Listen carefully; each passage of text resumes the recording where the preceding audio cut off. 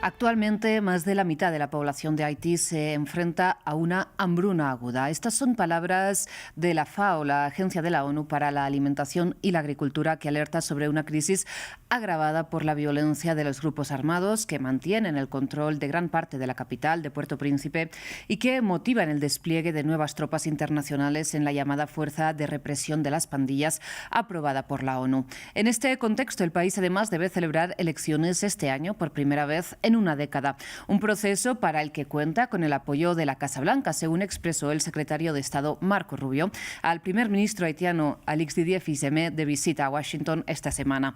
Bien, en el debate de France 24 ante este panorama nos preguntamos cómo se traducen estas cifras y expectativas en la sociedad haitiana. ¿Qué papel están jugando las fuerzas internacionales en el país? ¿Cómo mantienen su poder los grupos armados? ¿Qué opciones políticas están implicadas en este proceso electoral? Para el debate contamos en esta ocasión con Smith Agustín. Él es exmiembro del Consejo Presidencial de Haití, embajador en República Dominicana. Nos acompaña desde Puerto Príncipe, desde la capital haitiana. También contamos con Johanna Silano. Ella es investigadora de Amnistía Internacional para el Caribe y está con nosotros desde Ciudad de México, la capital mexicana. Smith, Johanna, muchísimas gracias por aceptar esta invitación al debate de France 24. Antes de darles la palabra rápidamente, les recuerdo a ustedes que, si bien ya saben que pueden repetir este y todos los programas de France 24 en nuestra página web y en nuestro canal de YouTube, también pueden volver a escuchar el debate en formato podcast a través de las principales plataformas de streaming de audio, que son las que ven en sus pantallas. Smith, ahora sí me gustaría empezar con usted para pedirle que nos ayude a entender cómo se expresan, ¿no?, estas cifras, estos titulares alarmantes que nos llegan desde Haití en el día a día de la gente, ¿no? ¿Cómo es vivir hoy en día en Puerto Príncipe?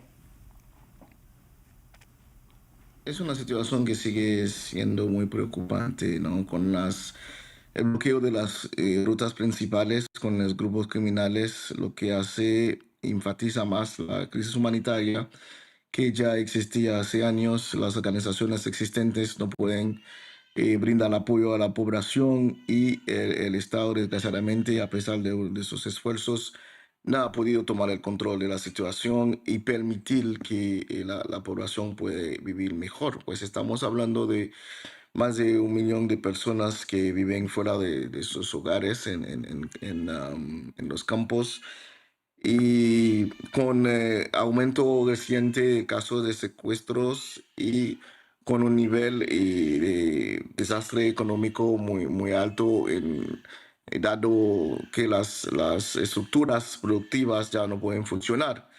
Y estamos en una situación muy preocupante, además el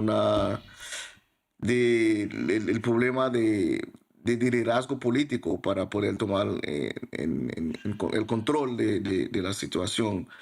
En el medio de esa crisis, pues estamos esperando apoyo la nueva fuerza, que va a apoyar a la Policía Nacional para poder neutralizar a los grupos criminales, pero todavía creo que estamos en expectativas y nada concreto para poder superar la situación. Smith, pues ahora hablaremos de esta nueva fuerza y también de otros elementos que usted ha puesto sobre la mesa, como por qué la fuerza haitiana no ha podido tomar el control del territorio, principalmente de la capital. Pero antes me gustaría trasladar a Johanna un poco la misma idea, ¿no?, que nos ayude a entender, con base a las investigaciones que hace Amnistía Internacional, cómo es el día a día para una familia en Puerto Príncipe, para que nuestra audiencia fuera de Haití nos pueda ayudar a entender lo que significa esta crisis que siempre describimos, ¿no?, para, digamos, una persona de a pie del país. Muchísimas gracias por la invitación y por el espacio para compartir el trabajo que desde Amnistía Internacional hemos hecho en Haití en los últimos años. El panorama es realmente aterrador para las personas y para su día a día.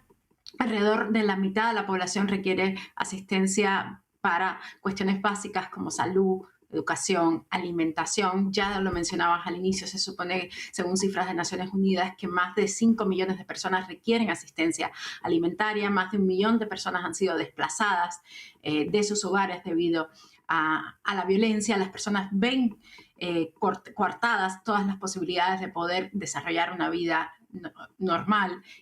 Elementos tan básicos de la cotidianidad, como las escuelas, como poder ir a las escuelas para muchos niños se ha convertido en algo imposible. Ha habido una afectación, digamos, muy grave en la provisión de servicios médicos, con el cierre de hospitales, con los ataques a los hospitales. Entonces, la posibilidad de que las personas puedan ir a buscar asistencia médica también es básicamente imposible. Nosotros documentamos el año pasado en un informe que lanzamos sobre el impacto de la violencia de las bandas armadas sobre la niñez en Haití, la manera particular en que esta violencia ha afectado la vida de niñas y niños y adolescentes.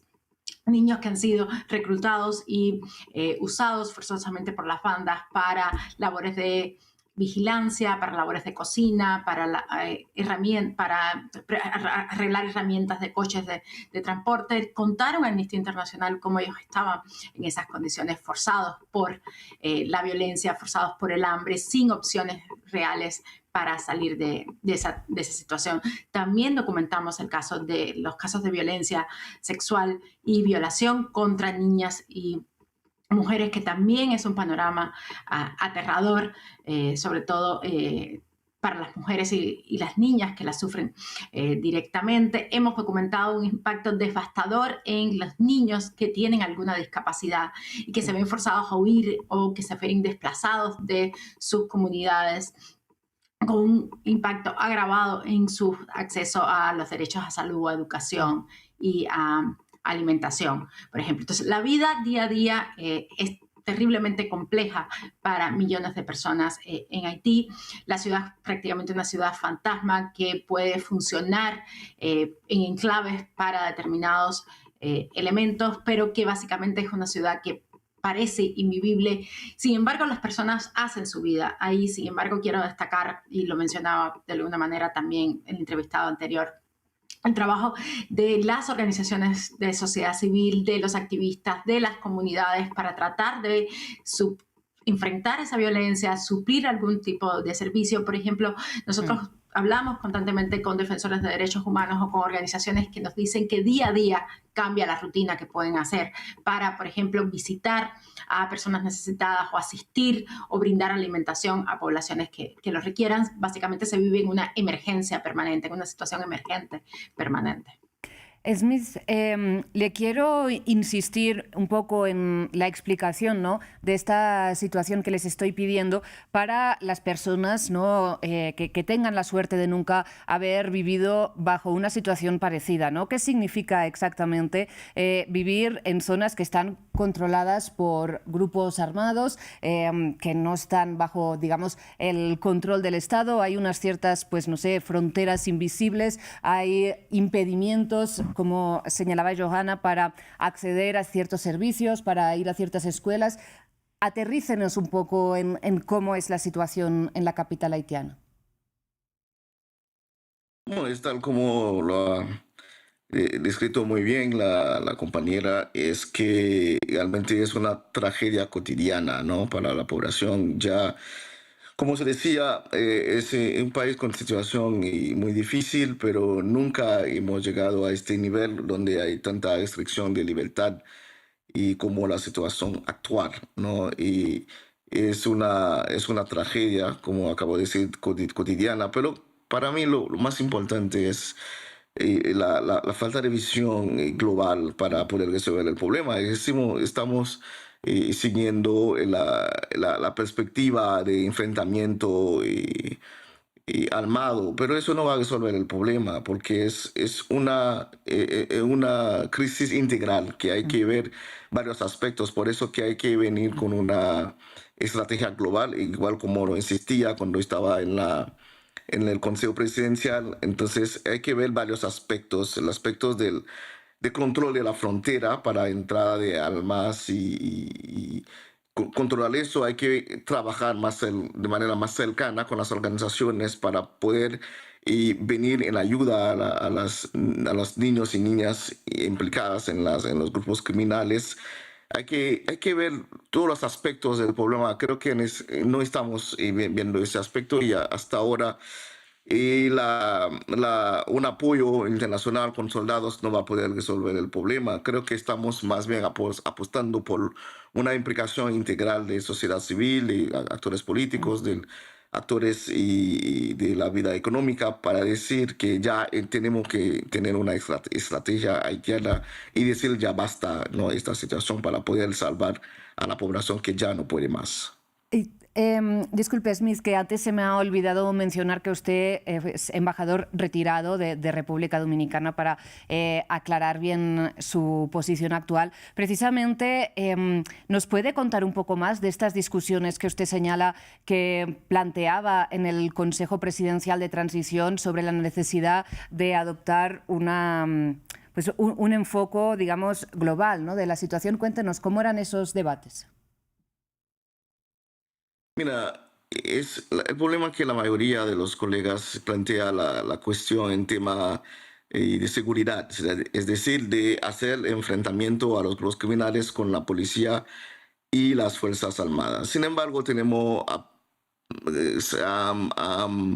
alrededor de 10.000 miembros de la Policía Nacional y menos de 2.000 militares. Y estamos hablando de grupos criminales de más de 20.000. Hay una disproporción de fuerza entre las dos fuerzas. Realmente estamos contando con apoyo de grupos de soldados internacionales, pero eso no basta, porque el debate era poder contar, por ejemplo, con la Comisión Nacional de Salvamento, que iba a implicar a grupos de los barrios, grupos de sociedad civil, que puede de manera global y ver el problema y descoltar la fuerza de los grupos criminales, pero integrar todo lo que es aspecto de protección de niños y niñas y adolescentes, de hacer que sea la sociedad misma que participa en esta respuesta y encontrar un pacto, igual con los grupos políticos y los grupos económicos, para decir que estamos en estado de emergencia y eso es lo que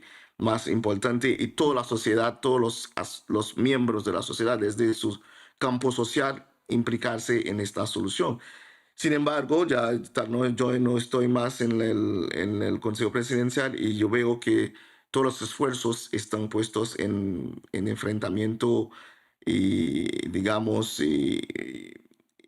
directamente con los grupos criminales. Eso apoya, pero eso deja de lado todos estos otros aspectos sociales del problema. Y creo que sin eso vamos a durar más, vamos a permanecer más en encontrar solución a este problema.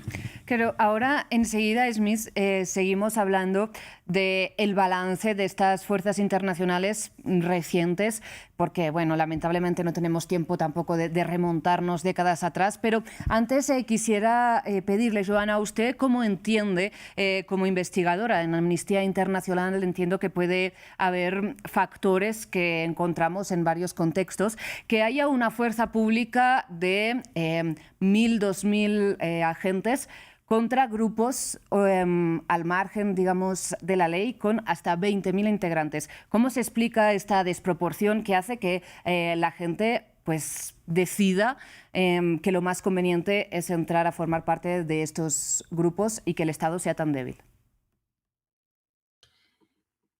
Nosotros estuvimos de Amnistía Internacional monitoreando el despliegue de la misión multinacional, por ejemplo, de la MSS, la misión de Kenia, como se conoce popularmente, y en medios desde el anuncio de su creación, o sea, desde 2023, cuando empezaron las discusiones y la preocupación a nivel internacional sobre la situación de seguridad en Haití. Se acordó en el marco del Consejo de Seguridad de Naciones Unidas la creación de una fuerza multinacional de apoyo a la seguridad en Haití. Y nuestras preocupaciones iniciales se mantuvieron durante todo el tiempo que duró el despliegue de esta misión, y muchas de ellas se mantienen con el cambio de esta misión a la nueva Fuerza de Supresión de Pandillas que tenemos ahora y que estamos viendo el despliegue.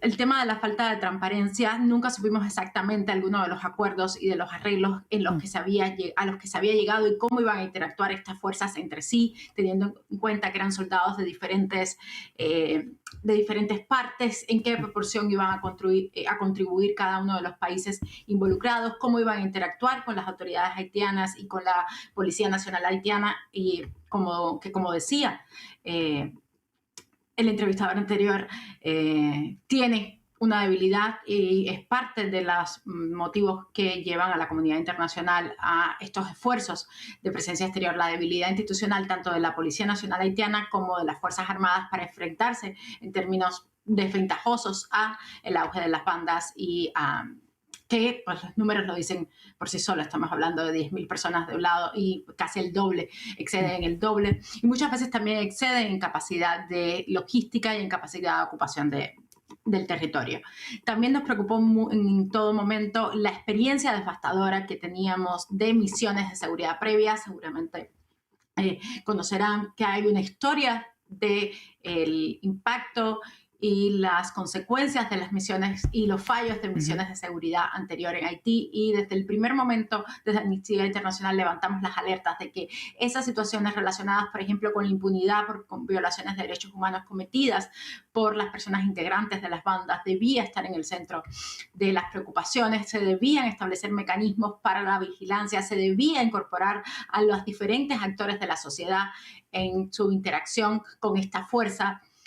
Se debían establecer mecanismos para la denuncia y procedimientos claros para hacer responsables a las personas que cometieran violaciones de derechos humanos en el marco de las funciones relacionadas con el despliegue de la misión. También nos preocupó mucho que a pesar del anuncio, a pesar del acompañamiento internacional, pues muchos de los fondos necesarios para que esta misión cumpliera sus objetivos no fueron logrados por temas logísticos, por temas de demora en la provisión de estos fondos. Y lo que nos preocupa un poco también con la misión nueva, con la Fuerza de Supresión de Pandillas, es que se repiten algunos de estos elementos. Hay muchas de las discusiones que se han tenido en el marco de organismos internacionales, pero no con la debida transparencia, no con toda la información. Nos preocupaba mucho los procesos de vetting, cómo se estaban seleccionando estas tropas y los países y el récord también en términos de violaciones de derechos humanos que tenían algunos de los países que están contribuyendo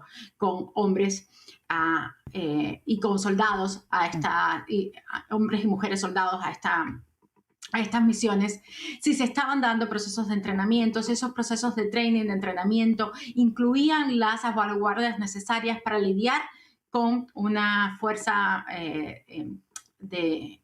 de pandillas que está muchas veces integrada también por niños y adolescentes. Sí había ciertas salvaguardias en materia de protección infantil. Insistimos mucho con la MCS y lo estamos insistiendo otra vez con la Fuerza de Supresión de Pandillas, la necesidad de que estas personas tengan entrenamiento particular para lidiar en términos de protección infantil, tengan entrenamiento específico en temas de protección y también en temas de violencia de género. Por ejemplo, teniendo en cuenta que las violaciones, la violencia sexual, la violencia de género es algo que ha marcado de alguna manera la presencia de las fuerzas internacionales en Haití. También reiterar algo que lo mencionaba el embajador anteriormente. Es necesario el involucramiento de la sociedad civil, es necesario el involucramiento de distintos actores, la experiencia de organizaciones de derechos humanos que están en el país para el monitoreo y para establecer mecanismos que hagan que la presencia de estas fuerzas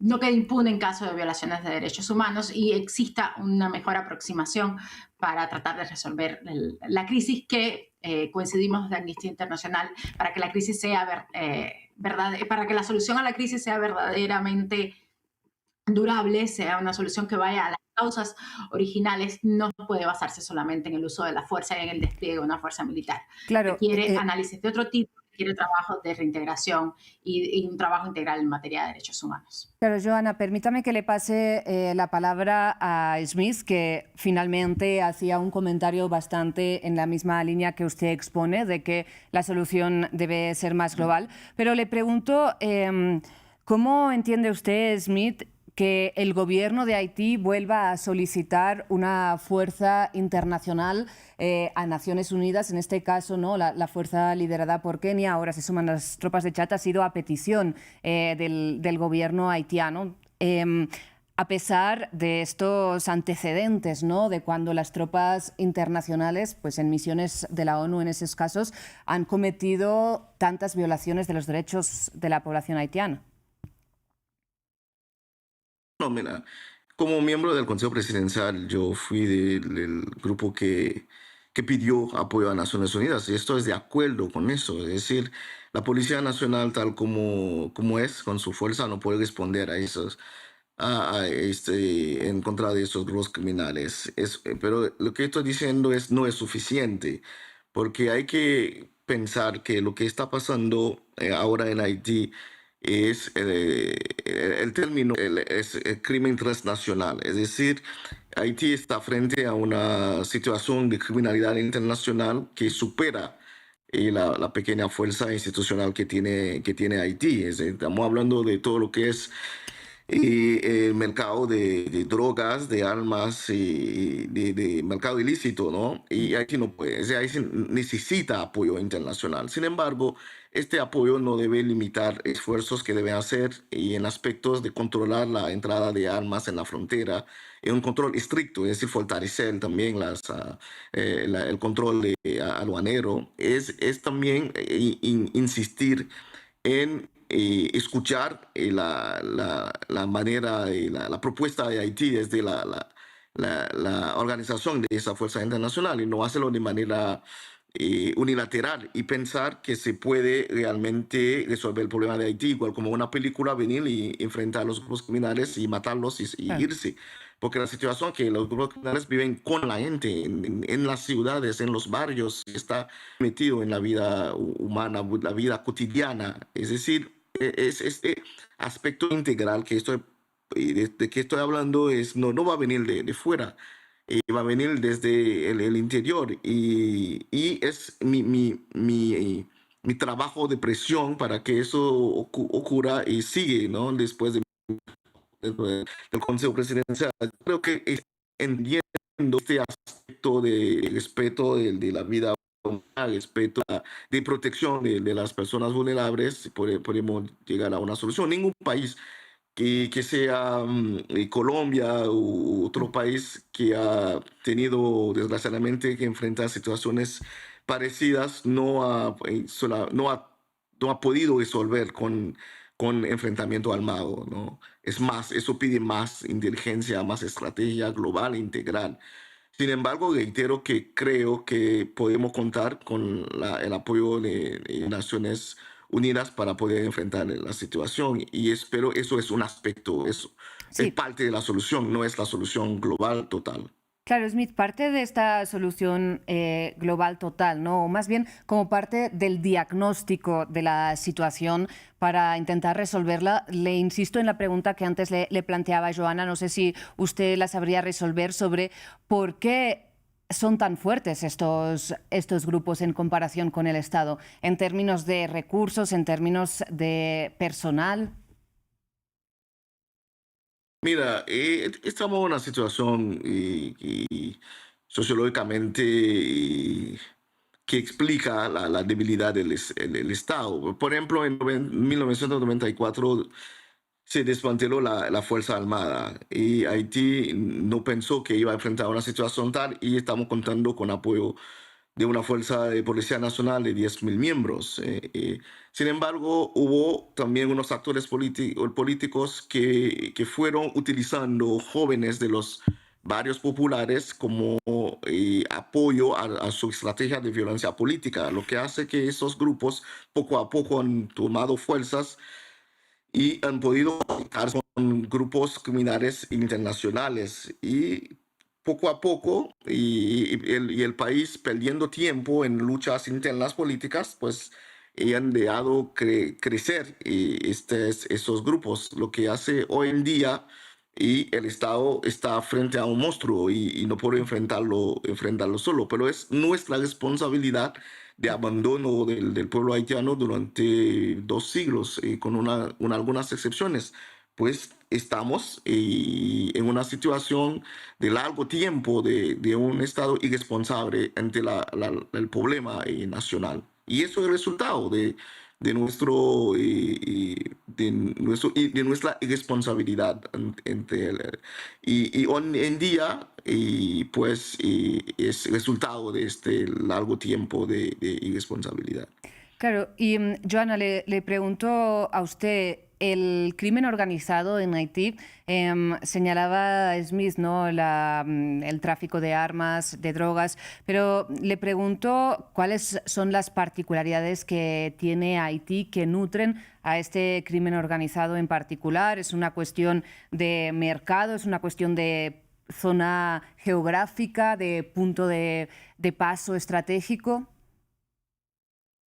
Yo creo que hay varias cosas que confluyen en esta situación. Coincido con la visión que daba el embajador anteriormente en términos de las debilidades institucionales producto de las disputas internas de poder y de las incapacidades del Estado de solventar ciertas demandas de la población haitiana. Por otro lado, efectivamente, tienes también 200 algo años de legado de colonialismo y de legado de la esclavitud y de la revolución y de la deuda impuesta al gobierno haitiano, que tiene también un impacto en la forma y la reconfiguración que puede optar el Estado haitiano en los últimos 200 años y que ha podido optar el Estado haitiano en los últimos 200 años y tiene un impacto. Y en términos específicos del crimen organizado, yo creo que coinciden varios aspectos. Efectivamente, la posición geográfica, geográfica estratégica tiene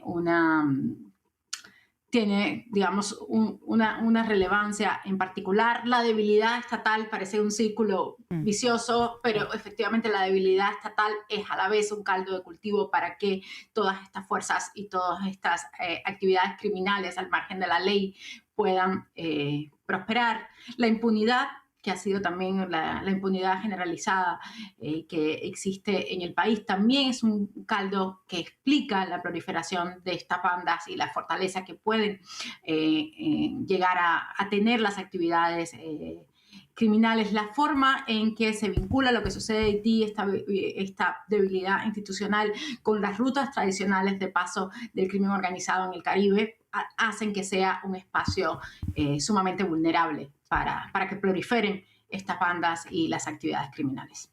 Y en este contexto de que bueno, ambos coinciden en la necesidad, ¿no?, de reforzar el Estado, ¿cómo valora el hecho de que se deban celebrar elecciones este año? Si nada cambia, creo que en el mes de agosto, si se debe ir a una segunda vuelta, sería en el mes de diciembre, cuando se celebrarían también elecciones municipales. ¿Cuál es su valoración sobre la efectividad de este proceso, Joana? Yo creo que, dadas las circunstancias que vive Haití, donde, si mal no recuerdo, y probablemente el embajador Smith me pueda corregir si tengo mal la fecha, hace prácticamente 10 años que no hay un proceso que legitime a las autoridades que hoy están tomando decisiones políticas en Haití. Es imprescindible que ocurra un proceso que le dé legitimidad.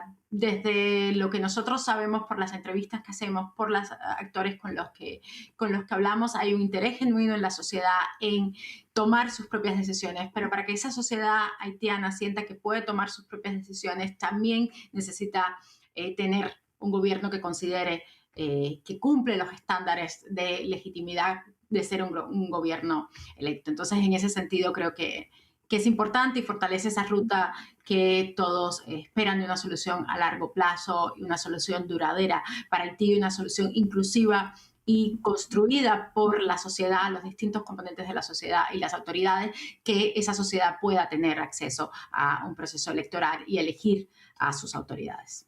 Smith, ¿cuáles son ahora mismo los movimientos políticos que van a jugar un papel en este proceso electoral?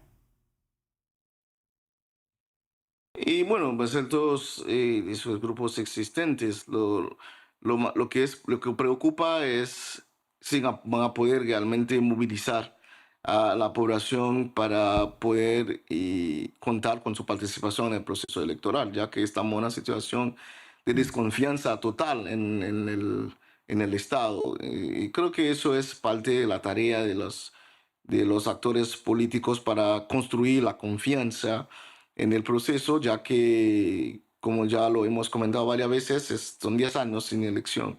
Entonces hay mucho que hacer para ganar la confianza popular y, sin embargo, no creo que es lo que va realmente a solucionar de manera global el problema. Es el Estado que tiene que cambiar, son los actores políticos, los líderes políticos que tienen que entender que la democracia tiene que ser efectiva ya en Haití y no una ilusión que se hace con tener elecciones. Muchas veces no son elecciones transparentes, ¿no? Mm. Es otra sociedad que hay que construir. Yo diría hasta una revolución pacífica, social, que se necesita para desarrollar otros tipos de vínculos entre los gobernantes y el pueblo. Y eso necesita mucho trabajo de movilización y en eso estoy y a eso apuesto. Porque Smith, entonces entiendo que apunta que varias de las personas que se presentan o que van a jugar un rol en este proceso electoral no creen en un funcionamiento democrático del Estado.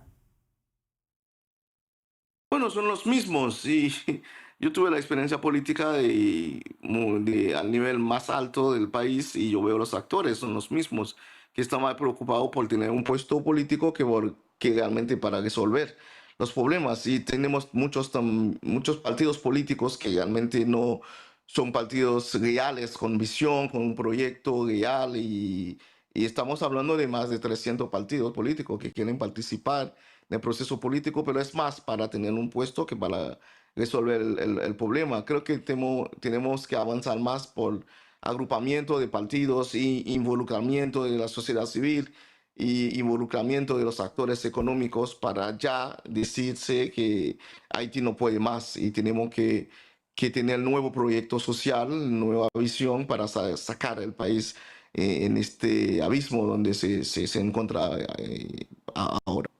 Y precisamente al principio de este programa señalaba que el actual primer ministro Fils-Aimé de Haití está en Washington, donde se ha encontrado, entre otros, con Marco Rubio, el secretario de Estado, que ha expresado el apoyo de la administración a este proceso electoral.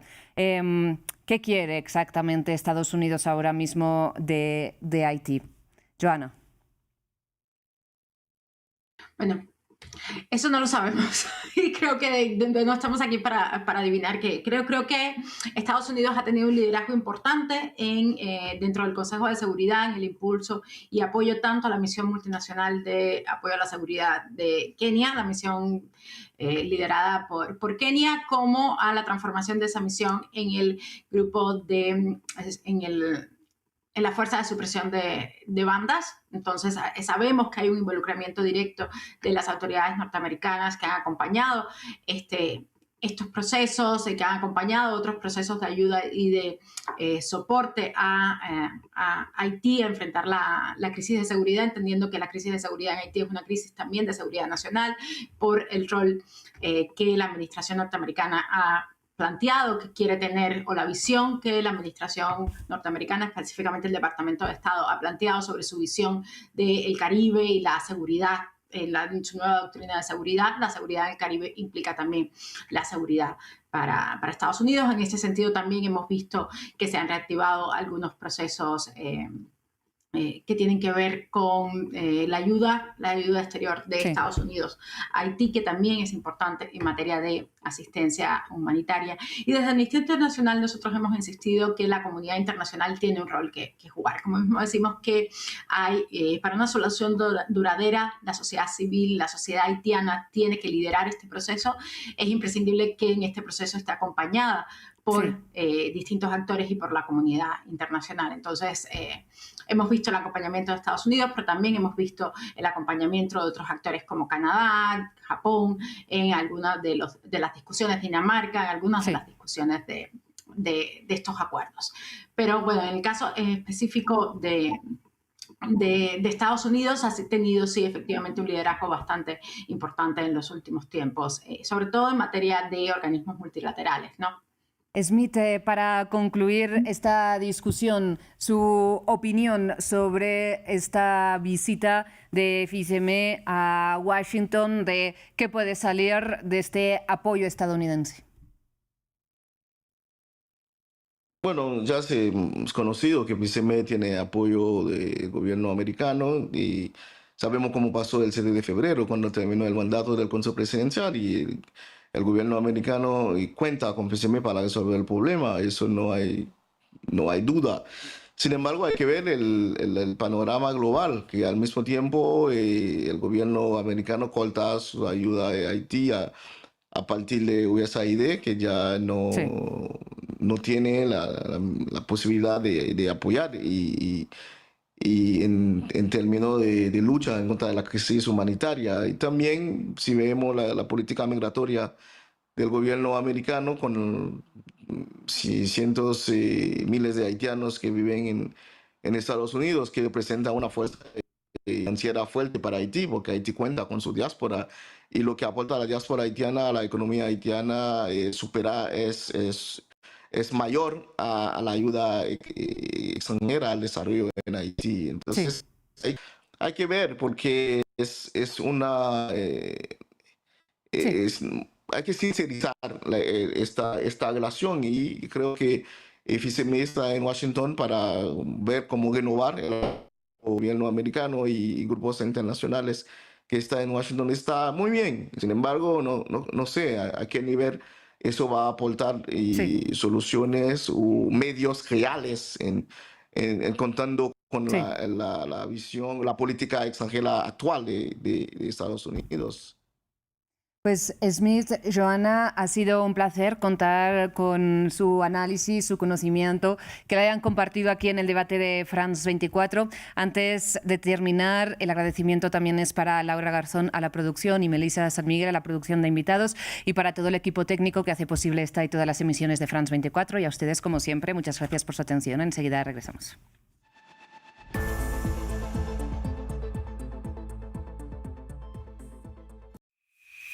Para estar al día con la actualidad, únase al WhatsApp de France 24. Infórmese en tiempo real, en cualquier momento. La actualidad del día ya está disponible para los miles de seguidores del canal de WhatsApp de France 24 en español. Desde cualquier lugar del mundo, manténgase al día desde su celular con el WhatsApp de France 24.